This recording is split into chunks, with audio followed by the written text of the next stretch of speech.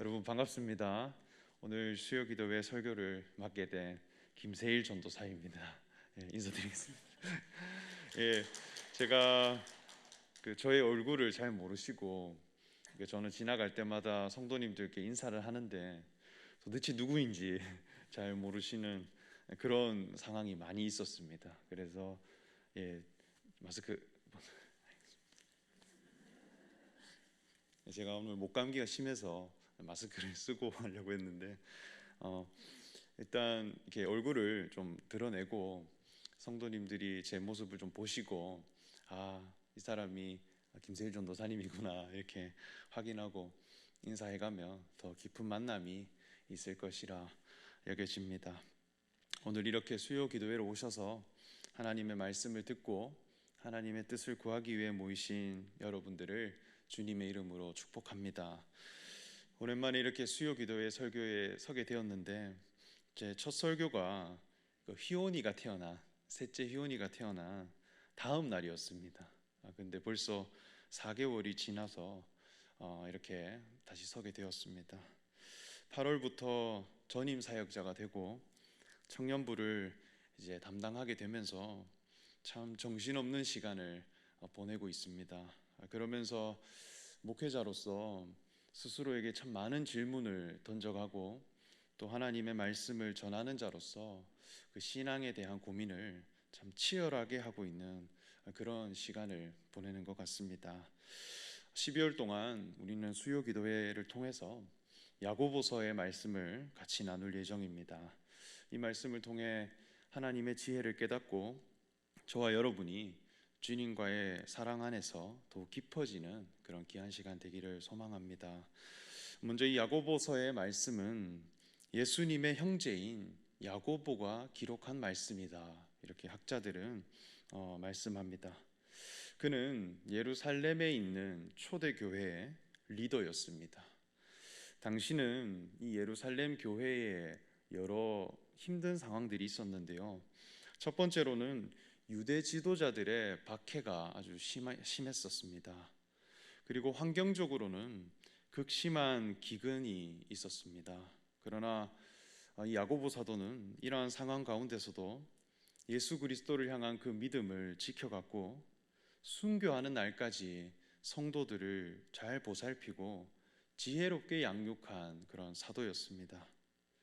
그래서 비록 짧은 성경이지만 이 책 안에는 야고보 사도의 그 목회 철학과 그리고 그 가르침, 그리고 교회 공동체를 이루어가는 데 있어서 꼭 필요한 그 지혜의 말씀들이 들어있으며 어떤 특정 부류의 사람들을 대상으로 하는 것이 아니라 예수 그리스도를 따르는 그리고 그분을 섬기는 모든 그리스도인들이 보고 교훈을 받을 수 있는 내용들로 구성되어 있습니다. 특별히 오늘 읽은 말씀을 한 구절로 요약해 보자면 저는 16절의 말씀이라 할 수 있겠는데요. 우리 16절의 말씀을 같이 한번 읽어 보겠습니다. 시작. 내 사랑하는 형제들아 속지 말라. 이 말씀이 가장 중요한 주제가 아닐까 여겨집니다. 내 사랑하는 형제들아 속지 말라 했습니다. 야고보 사도가 지향하는 교회 공동체 그 안에 성도들과의 관계는 사랑하는 형제 관계라 하는 것입니다. 예수 그리스도를 믿음으로 거듭난 성도들은 사랑하는 형제 관계인데 이 관계를 변질시키는 그런 가치들이 있다는 것입니다. 우리가 무언가에 대해 속지 않으려고 한다면 분명한 기준과 안목을 가진 사람이 되어야 합니다. 무엇이 신앙의 본질이며 하나님의 의가 무엇인가, 이 의의 기준을 분명하게 세워간다면 저절로 흔들리지 않는 신앙을 가지게 될 것이라 확신합니다. 당시 초대교회에는 직면한 두 가지 문제가 있었는데 첫째로는 유대인들의 핍박이었고 둘째로는 성도들 간의 차별 문제였습니다. 사실 이러한 문제들은 교회 밖으로부터 주어진 어떤 시련과 고난이라 여길 수 있겠지만 사실은 교회 공동체 안에 신앙을 변질시키는 유혹이요 속이는 가치들입니다. 유대인들의 관심이라 한다면 하나님의 율법을 행함으로 지켜 의로워지고자 하는 그런 신앙입니다. 하나님께서 주신 율법을 얼마만큼 지켜 행할 것인가, 이것을 어떻게 실천하는 것으로 존경을 받고 하나님의 의에 이를 것인가, 이러한 생각들이 우리를 늘 핍박하고 유혹한다는 것입니다. 그렇기에 내 사랑하는 형제들아 속지 말라 말씀합니다. 흔들리지 않는 교회 공동체가 되는 데 있어서 꼭 필요한 지혜들을 이 시간 함께 알아가 보겠습니다. 첫 번째로는 듣는 사람이 되는 것입니다. 우리 19절의 말씀을 함께 읽어보겠습니다. 19절 말씀입니다. 시작. 내 사랑하는 형제들아 너희가 알지니 사람마다 듣기는 속히하고 말하기는 더디하며 성내기도 더디하라. 그리고 뒤에 이어 20절 말씀을 보면 사람이 성내는 것이 하나님의 의를 이루지 못함이라 말씀했습니다. 듣는 것과 말하는 것과 성내는 것이 하나님의 의와 아주 밀접한 관련이 있다는 것입니다. 이것은 그저 어떤 사람의 성격이나 어떤 기질이나 행동 자체를 바꾸라는 말이 아닙니다. 추구해야 할 신앙에 관한 말씀입니다. 우리가 살아가는 데 있어서 듣는 것이 있고 말하는 것이 있습니다. 듣는 것에는 속히 해가 돼 말하기는 더디하라 했습니다. 듣는 것과 말하는 것 중에 무엇이 더 중요할까요? 조금 다르게 표현해 본다면 신앙에 있어서도 인풋이 있고 아웃풋이 있습니다. 인풋이 중요할까요? 아웃풋이 중요할까요? 세상을 살아가는 삶을 보면 아웃풋이 더 중요할 때가 많습니다. 왜냐하면 결과 중심적으로 사람을 판단하기 때문입니다. 그래서 어떻게 말하고 어떻게 표현하며 어떻게 드러낼 것인가, 아웃풋이 더 중요합니다. 그런데 이렇게 아웃풋에 신경을 쓰다 보면 사람이 자신도 모르게 스스로를 부풀리고 과장되게 표현해 갑니다. 그래서 우리가 회사에서도 자기소개서를 쓰는 것을 보면 정말 내 자신을 많이 부풀려 가는 것을 볼 수 있습니다. 저의 지인 중에 사법고시에 합격해서 변호사로 활동하는 형이 있습니다. 사법연수원을 졸업하고 국선 변호사가 되기까지 저는 룸메이트로 같이 살았었는데요. 그 국선 변호사 지원할 때 자기소개서 쓰는 것을 열심히 보았습니다. 지원 서류를 보니 지원 동기를 500자 이내로 쓰라고 합니다. 그런데 열심히 그 형이 쓰면서 결국 마침내 화를 냅니다. 사실 지원 동기는 5글자면 충분하다고 합니다. 먹고 살려고 이건데 이것을 500글자로 부풀려야 하니 너무나 힘들다, 이렇게 이야기했습니다. 그러니까 속 안에 있는 내용과 표현하는 말이 전혀 다르더라는 거예요. 그래서 말하는 세계다라는 것은 내가 뭔가를 할 수 있는 사람처럼, 내가 큰 유익을 주고 큰 역할을 할 수 있는 사람처럼 나를 늘 표현해 가야 합니다. 그래서 세상살이는 인풋 대비 아웃풋이 너무나 큽니다. 본심을 숨기고 포장지에 힘을 써야 합니다.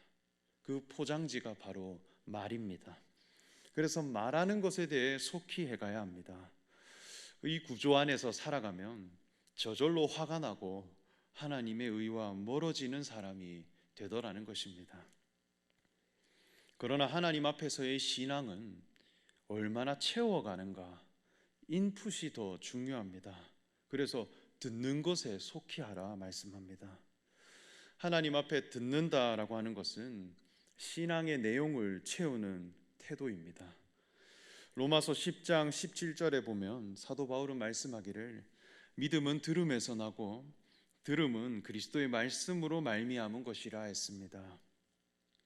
그리고 하나님은 이스라엘 백성들에 대해 쉐마 이스라엘이라 했습니다. 이스라엘아 들으라 하는 것입니다.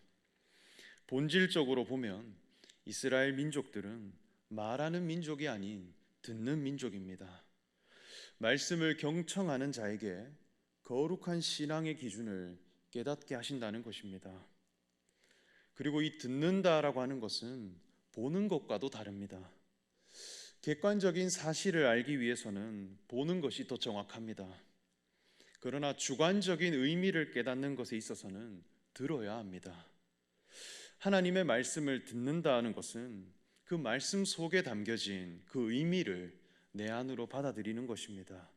이것에 속히 해가는 사람이 되어라. 야고보 사도의 교훈입니다. 우리는 때로 미술관에 가서 미술관 관람을 한다라고 합니다. 그래서 미술관에 가서 작품을 보러 간다 이렇게 해요. 그런데 정말 보러 가는 것일까요? 저는 20살에 서울에 올라와서 학교의 친구들과 그리고 교회 형 누나들과 함께 미술관 관람을 자주 갔었습니다. 저의 인생의 첫 미술 작품전은 로댕이라 하는 조각가의 작품전이었습니다. 정말 큰 미술관에 로댕의 모든 작품을 모아놓고 전시를 하는데 지금 생각하면 거의 모든 작품이 다 들어왔던 아주 스케일이 컸던 행사인 것 같습니다. 첫 미술관이니 너무 설레는 마음으로 미술관에 입장하여 한 바퀴를 쭉 돌면서 작품을 관람했습니다. 작품 옆에 있는 작품명을 보면서 이것은 신의 손이구나, 이것은 생각하는 사람이구나 하나씩 보면서 지나갔습니다. 나름대로 집중하여 작품을 하나씩 보면서 쭉 한 바퀴를 돌았는데 다 돌고 나니 40분밖에 안 지났습니다. 그런데 그곳에서 하루 종일 있는 사람도 있더라는 거예요. 그러나 그 미술관은 저에게 너무나 시시했고 미술 관람은 참 재미가 없고 지루한 것이라 여기며 입구 앞에 앉아 있었습니다. 그런데 이 미술관 입구에 다시 들어가 보니 데스크 위에 손바닥만한 mp3가 놓여 있는 것을 보았습니다. 가까이 가보니 작품에 대해 설명해주는 음성 파일이 그 mp3에 들어있고 이어폰에 꽂아 들으면서 관람하도록 대여해주는 서비스를 보았습니다. 저는 시간이 너무 많이 남으니 한 번만 더 돌아보자 하는 생각으로 그 mp3를 대여해서 작품 번호 앞에 서서 그 mp3를 틀었습니다.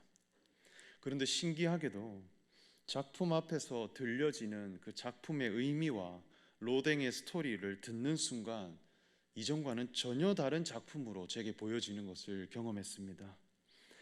작품 만들 당시의 상황과 시대적인 상황들, 그리고 그 작품을 만들게 된 계기와 주변 사람들과의 관계, 그 안에서 작가의 고뇌들을 들으니까 전혀 다른 작품으로 제게 보여졌고 그 작품의 가치를 발견하게 되었습니다. 대표적으로 한 가지를 소개해 드리자면 정복당한 자라는 작품이 있습니다. 이것은 제가 10년이 넘었는데도 아직까지 뚜렷하게 기억하고 있는 작품입니다. 이 작품을 보면 언뜻 보면 그냥 한 남자가 서 있는 그런 모습으로 보입니다. 이렇게 머리를 쓸어 넘기고 있는 모습에 저는 봤을 때 그냥 샤워하는 사람인가 이렇게 여겨지기도 했습니다. 그 크기와 색과 몇 년도의 작품이다라는 것을 보고 그냥 지나갔어요. 이것도 하나의 인풋입니다. 정보를 본 것입니다. 그런데 이 설명을 들으니까 로댕이 이 작품을 만들 당시에 실제 사람과 너무 똑같아서 미술 비평가들에게 사람의 시체로 석고를 본떠서 만든 것이 아니냐라는 비난을 받게 되었다고 합니다. 오늘날 작품에 대한 표절 시비처럼 죽은 사람을 재료를 사용해서 석고를 떠서 만들었다라고 하는 그런 시비를 걸게 된 것이죠. 이 당시에 사람의 몸을 밀랍이나 석고로 입혀서 작품을 만든 사람들이 굉장히 많았다고 합니다. 그래서 로댕은 굉장히 많은 비난을 받게 되었는데 이 앞에서 로댕은 이 작품을 오히려 수많은 사람들이 볼 수 있는 작품전에 내어놓습니다. 그리고 많은 사람들이 보는 곳에서 이 작품을 검증해보라 하며 작품의 조각 일부를 떼어냅니다. 그런데 그 떼어낸 조각 안에는 순수한 조각의 재료들만 남아 있었다고 합니다. 그러니까 사람의 몸인 줄 알았는데 실제 실력이었다는 것입니다. 이러한 비난은 로댕의 실력을 더욱 드러나게 하였고 실제로 명성이 이 작품으로 인해서 굉장히 높아졌다고 합니다. 이 설명을 듣고 보니 전혀 다른 작품으로 보여집니다. 그냥 사람이 서 있는 조각이 아니구나. 저기에는 로댕이 어떠한 사람인가라고 하는 가치가 들어있구나. 더 나아가 오늘날 제 삶에도 교훈을 주는 그런 작품이 되는 것입니다. 진정한 프로는 이러하구나. 그리고 로댕은 상남자였구나. 이것을 보게 되더라는 것입니다. 그렇게 한 작품 한 작품 앞에서 들으면서 보니 어느새 2시간이 훌쩍 지나가 있었습니다. 너무나 즐거웠고 떠나기가 싫었습니다. 그런데 조금 더 시간이 지나니 미술관 안에서 설명해주는 가이드가 나타나는데 그분의 설명을 들으면 또 전혀 다른 작품으로 보여집니다. 로댕에 대한 분명한 안목과 그리고 이 작품의 가치를 제대로 알고 있는 사람을 통해 듣는 그 들음, 그 시간은 내 눈을 변화시키고 그 시간을 변화시키는 것을 경험했습니다. 그러니까 작품은 그대로인데 듣는 것에 따라서 그 시간이 달라지더라는 것입니다. 그래서 미술관에 가보면 다 그 가이드를 쫓아다닙니다. 미술관에서 로댕을 제대로 만나는 길은 듣는 것이기 때문입니다. 이처럼 정말 미술에 배고픈 사람은 듣기 원합니다. 객관적인 사실은 보는 것, 그것은 그저 알아도 그만, 몰라도 그만입니다. 그것은 나의 교훈과 그리고 나의 안목과 내 삶의 기준을 변화시킬 수 없습니다. 그렇기 때문에 즐거움이 없어요. 신앙도 마찬가지입니다. 정말 하나님을 만나기 원하고 하나님의 지혜를 나도 함께 가지길 원하는 사람은 듣길 원합니다.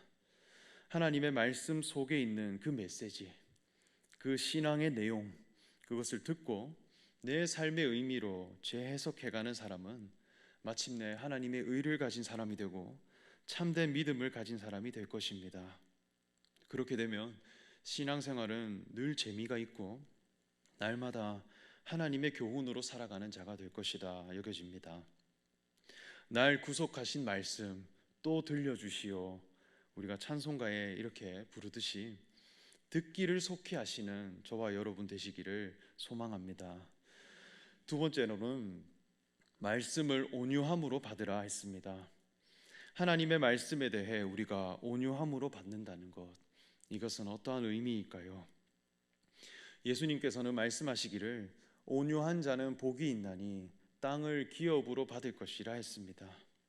그리고 이 온유함은 성령의 9가지 열매 중 하나입니다. 그만큼 그리스도인에게서 중요한 성품입니다. 그런데 이러한 온유한 마음은 어디로부터 오는 것일까요? 그 온유함은 바로 믿음으로부터 오는 것입니다. 말씀을 믿기 때문에 온유한 마음으로 받을 수 있더라는 것입니다. 이 신앙이라고 하는 것은 원인과 과정과 결과입니다.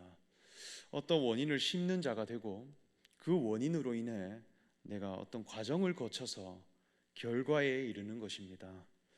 이것이 그저 생략된 채 결과에만 집중하는 신앙생활을 하면 굉장히 사람의 마음이 조급해집니다. 왜냐하면 늘 뭔가를 이루어내야 하기 때문입니다. 그래서 사람을 대해가는 데 있어서도 이 조급한 마음으로 대해가면 늘 화가 나고 사람을 긴장하게 하고 압박하는 것을 볼 수 있습니다. 예전에 고향에서 교회를 다닐 때 교회에서 청소년 학생들을 가르치며 과외를 해주는 누나 한 명이 있었습니다. 수학 박사를 할 정도로 똑똑하고 유능한 사람이었는데 이상하게도 수업 시간만 되면 학생들을 얼마나 닥달하는지 모릅니다. 자기 눈에 보여지는 답을 빨리 대답해가지 않으면 열이 나는 것입니다. 그래서 과외 시간만 되면 윽박을 지르고 학생들에게 화를 냅니다. 그 누나에게 배운 학생이 너무나 마음이 괴로워서 지금까지도 수학은 쳐다도 보기 싫다고 합니다. 마음이 얼마나 급한지 자기가 생각하는 이 생각이 입으로 따라오지 못해서 말을 항상 더듬습니다. 그래서 입이 이 생각을 따라가지 못해서 항상 컴퓨터에 오류가 나듯이 말을 더듬으며 이야기를 합니다. 자신조차도 몸이 따라가지 못하는데 하물며 타인을 보면 얼마나 답답할까요? 그래서 항상 화가 나 있습니다. 그래서 교회 형제 누나들이 항상 열을 낸다고 해서 스팀 청소기라고 하는 별명을 붙여주었습니다. 어떤 과정에 대해서 전혀 기다리지를 못합니다. 그러니 사람을 점점 잃고 따르는 제자가 없어지고 즐거움이 사라지는 것을 보게 되었습니다. 하나님은 우리의 아버지라 하셨습니다. 아버지의 마음이라 하는 것은 나와 동일한 생명을 가졌느냐 이것만 보시는 분입니다. 그리고 장성한 자로 내가 성장하기까지 나를 기다리시고 나에게 필요한 것을 베푸시고 때마다 나를 가르치시는 분입니다. 그래서 이 온유한 마음, 사람을 기다리고 그리고 부드러운 마음으로 대해가고자 하는 이 마음이 없으면 절대 생명을 기르는 부모가 될 수가 없습니다. 아이에게 젖을 물리면 마음은 빨리 먹고 빨리 컸으면 좋겠습니다. 그런데 이 먹는 것도 굉장히 오래 걸리고 이 먹는 것을 소화해가는 시간도 너무나 오래 걸립니다. 그래서 그 시간을 항상 함께 해줘야 합니다. 트림도 시켜줘야 하고 안고 있어야 하고 그 먹은 것이 몸 안으로 잘 스며들 수 있도록 기다리고 함께 있어줘야 합니다. 이것을 그저 생략해버리면 아이는 금세 먹은 양식을 뱉어내고 괴로워합니다. 먹은 것이 소화되어 자녀의 몸에 골고루 퍼지기까지 기다려야 한다는 것입니다. 그래서 성숙한 부모가 될수록 자녀를 대해가는 마음이 넉넉해집니다. 왜냐하면 생명의 과정을 분명히 알기 때문입니다. 자녀 안에 있는 생명, 그것을 믿고 있기에 저절로 될 것이다 하는 마음으로 그저 나를 내어주고 베풀어 주는데 자녀는 그러한 부모를 믿고 따르며 점점 그 부모를 닮아가고 신뢰하게 되더라는 것입니다. 우리가 하나님의 말씀을 온유함으로 받을 수 있는 것은 생명의 말씀이기 때문입니다. 하나님의 아들 되신 예수 그리스도, 그분을 믿고 그분에 대한 말씀을 그저 우리가 아멘 했을 뿐인데 나도 하나님의 자녀로 거듭날 수 있기 때문에 은혜입니다. 이것은 사람의 노력함이 아니라 위로부터 주시는 신령한 은혜입니다. 씨가 땅에 심기면 저절로 싹이 나고 줄기가 나고 꽃이 피며 마침내 열매가 맺게 되듯이 씨 안에는 모든 생명의 과정이 다 들어있더라는 것입니다. 그것을 그저 믿고 마음으로 심으면 나도 모르게 내 안에 생명이 자라나고 그리고 내 안에 삶의 모든 삶의 가치 기준과 나의 삶의 정체성이 변화되어지듯이 십자가에 매달리신 예수님께서 하나님의 아들 되심, 이 말씀을 우리가 믿음으로 받는다면 내 삶의 목적과 내 삶의 가치 기준이 변화되어 하나님의 자녀로 거듭나고 장성한 그리스도인으로 자라가게 되더라는 것입니다. 우리는 이러한 신앙의 과정, 이 과정을 분명하게 채워가야 하겠습니다. 그러나 하나님의 율법을 그저 몸으로 지켜 행하고 실천함으로 의로워지고자 하는 신앙이 있습니다. 이러한 행함 중심의 신앙은 늘 결과부터 먼저 생각합니다.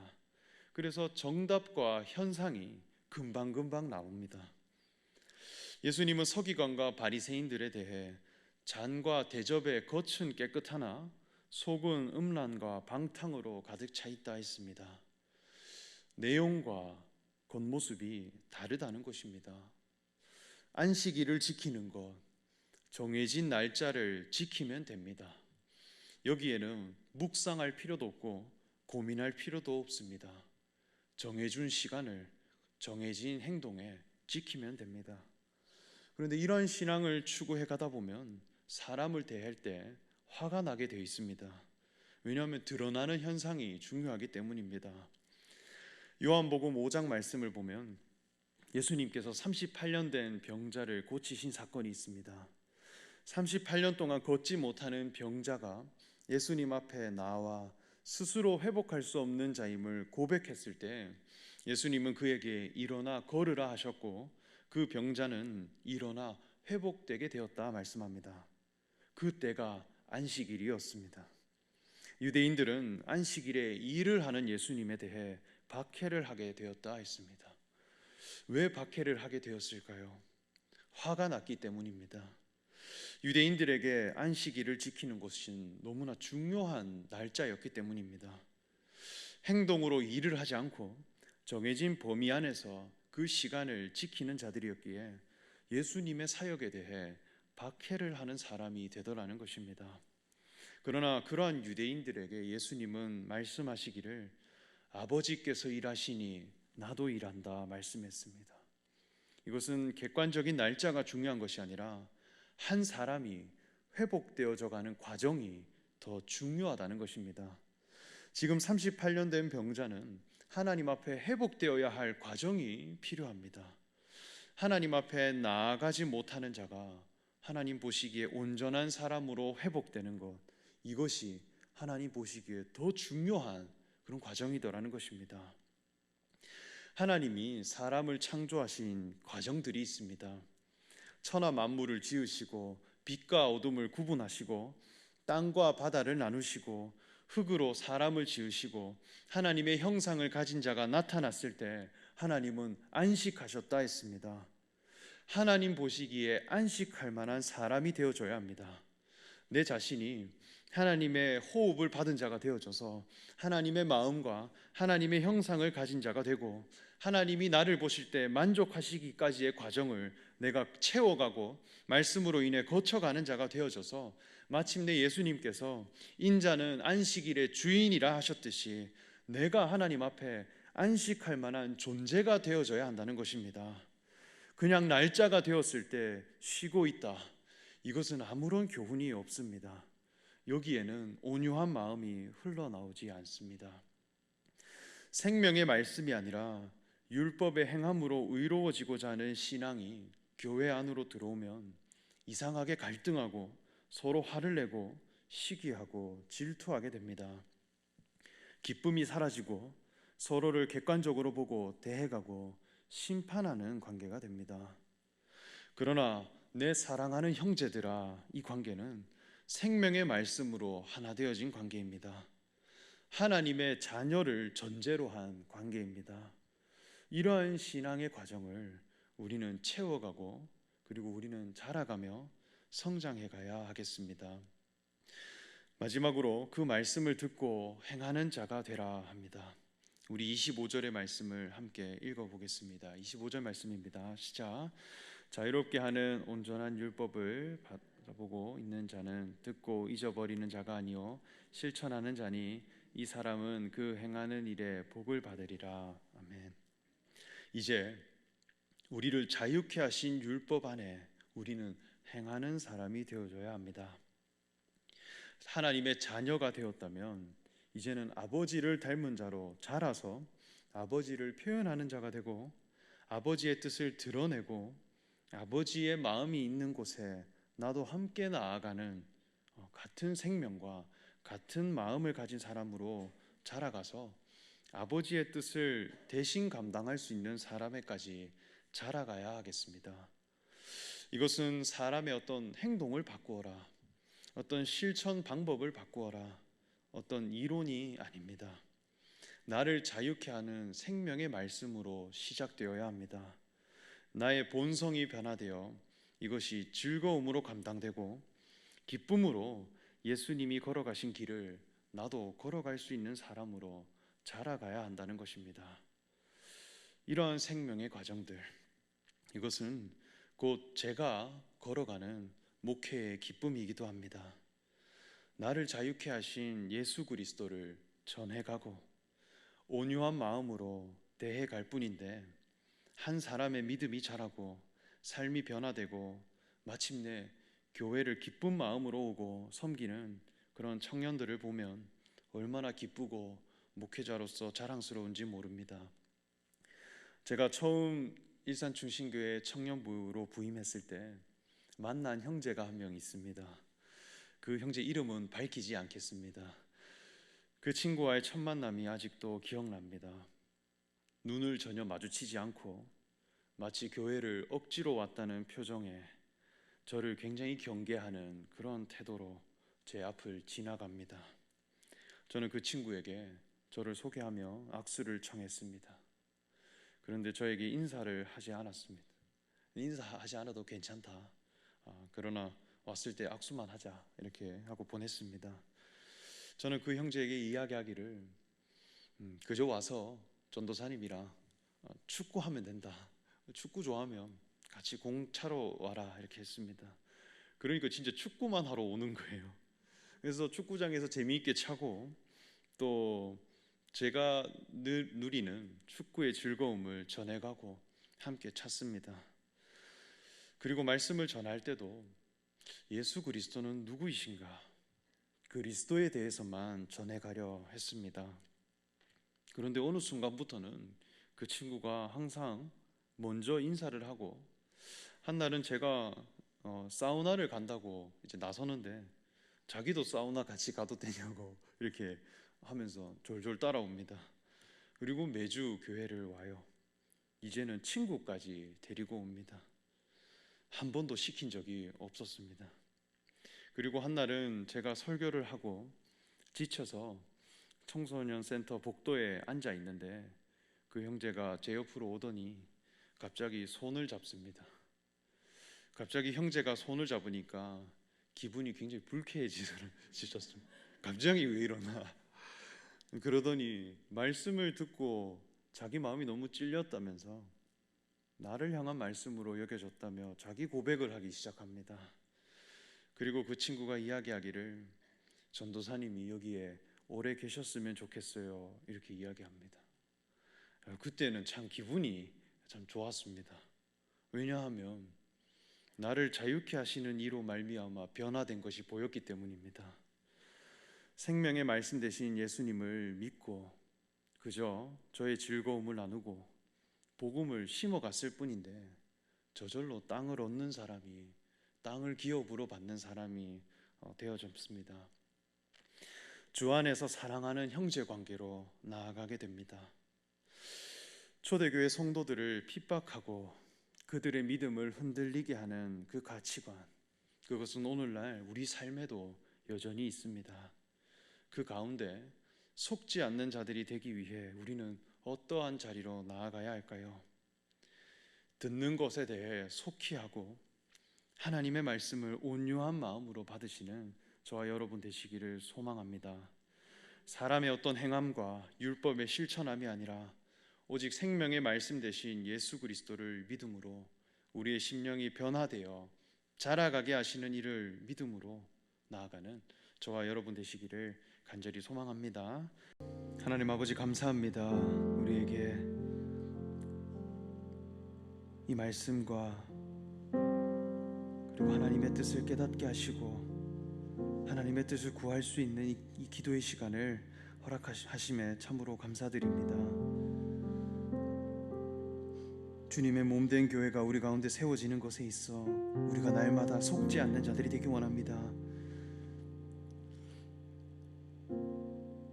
사람의 계획과 사람의 뜻과 사람의 노력함으로 이루어가고자 하는 모든 그 뜻과 계획들을 하나님 구별되게 하시고 오직 거룩한 말씀을 듣기에 속히 하고 하나님의 의 앞에 우리를 다스리고 온유한 마음으로 이 생명의 말씀을 받아갈 수 있는 믿음의 사람들이 되게 하여 주시옵소서. 이 신앙의 모든 과정들이 우리 가운데 채워지게 하시고 채워간 그 과정만큼 그 거룩한 신앙이 우리에게서 드러나게 하셔서 오직 하나님의 의로 말미암아 나타난 그런 반석 위에 세워진 교회가 되게 하여 주시옵소서. 감사드리며 예수님의 이름으로 기도합니다. 아멘. 이 시간 우리 주기도문으로 모든 예배 마치겠습니다.